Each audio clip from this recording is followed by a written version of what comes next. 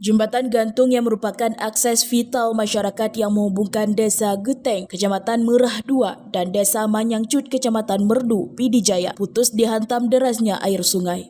Peristiwa ini terjadi pada Minggu malam sekitar pukul 20.00 waktu Indonesia bagian Barat, di mana debit air sungai tinggi serta deras sehingga membuat jembatan tersebut putus hingga tak bisa dilalui warga. Ambruknya jembatan gantung tersebut akibat derasnya air sungai yang menerjang daerah aliran sungai di kabupaten itu. Dalam 2 hari terakhir, hujan deras telah mengakibatkan sungai meluap. Sejumlah wilayah pemukiman penduduk juga tak luput dari genangan air. Banjir terparah kali ini terjadi di Kecamatan Merah II. Ketinggian air mencapai 1 hingga 1,5 meter di pemukiman warga. Kepala Desa Geteng, Sofyan, menyebutkan jembatan gantung yang merupakan akses vital bagi warga selama ini tak mampu menahan derasnya debit air di jembatan yang memiliki panjang sekitar 50 meter.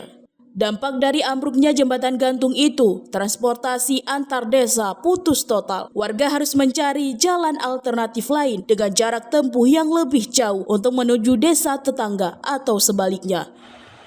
Semoga sarana jembatan yang kami miliki mudah-mudahan segera dapat diperbaiki. Semalam lebih kurang sekitar jam 8 malam itu karena sangkutan kayu itu, Pak. Ya, kayu besar itu sehingga menyebabkan rubuhnya jembatan penghubung kami. Ya, sangat-sangat kami harapkan, Pak, karena di sini, Pak, ini hubungan sangat vital, Pak. Ini baik anak-anak sekolah dari desa sebelah dan kemari dan dari ini juga ke sebelah. Sekolah juga ini masih kecil-kecil. Kemudian ada TPA di sini, Pak, ruang pengajian.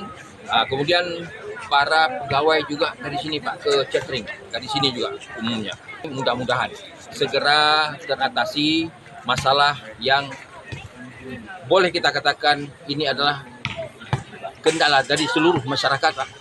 Sementara itu, Sibral Malashi, calon Bupati Pidijaya dan anggota DPR RI Ruslan M. Daud dari yang mengunjungi lokasi jembatan gantung yang ambruk dihantam banjir itu mengatakan akan segera memperbaiki jembatan tersebut mengingat selain jalur utama desa, jalur tersebut juga digunakan oleh murid-murid sekolah.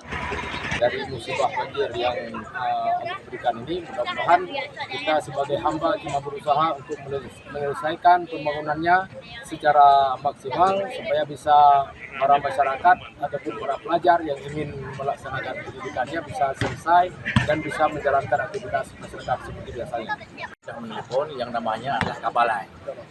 Saya pastikan Kabalai esok akan turun melihat secara seksama.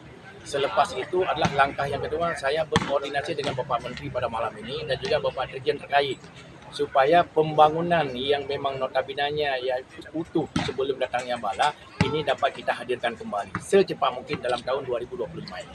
Dari Pidijaya, Lala Nurmala melaporkan untuk Puja TV.